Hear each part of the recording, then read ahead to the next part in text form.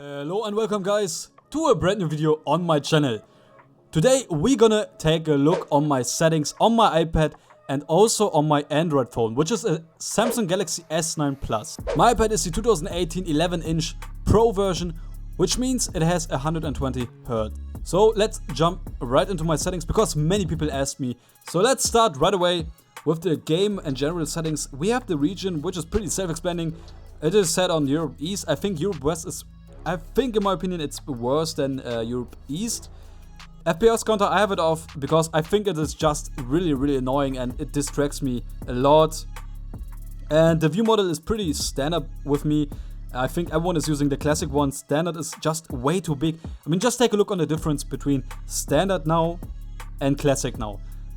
I think we can all agree that classic is way better. You can see way more with the classic view model than with the normal than with the standard one. Alright, now a really important point. Switch weapon on pickup. That is really necessary that you have this off. Because imagine you go around the map and you want to change your gun, or you don't have any gun equipped right now.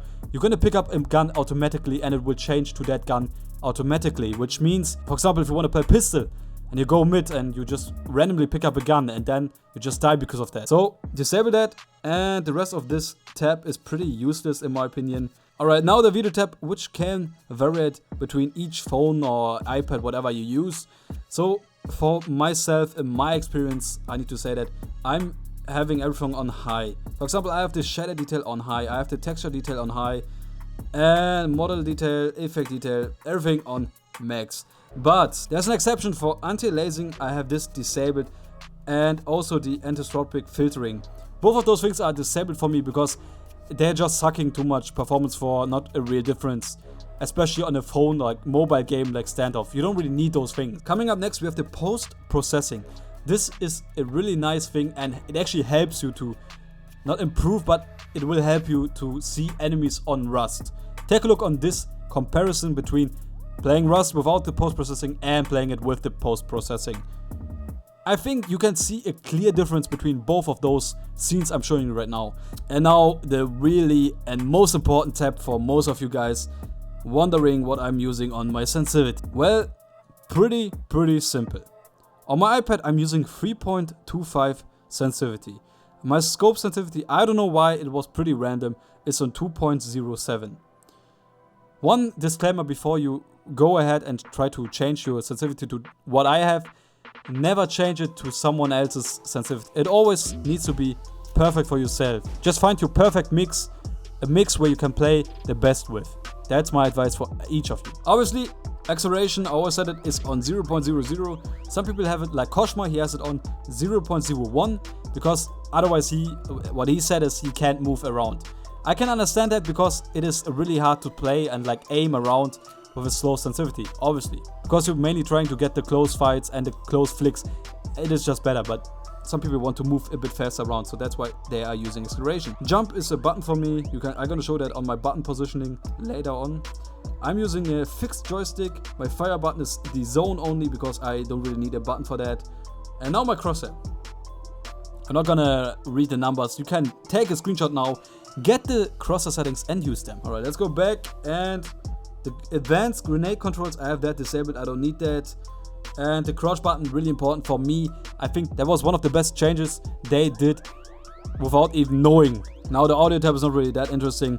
Let's jump right into the button positioning. Again, take a screenshot here. You can copy that if you want to. This is perfectly made for a 4-finger claw. You have the shooting zone for my left point finger. You have the diffuse button, big and fat in the middle, so I'm not missing it, like this scene here.